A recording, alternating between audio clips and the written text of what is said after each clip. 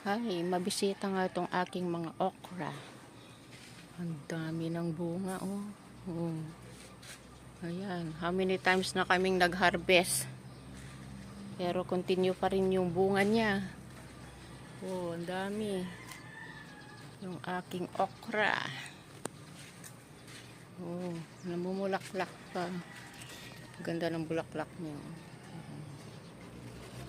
Ayan. Ayan, mga okra. Ang dami. Punta naman tayo doon sa aking sili.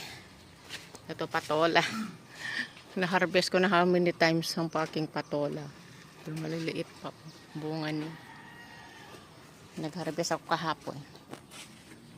Oh, ito yung aking siling pangsigang. Maliliit pa.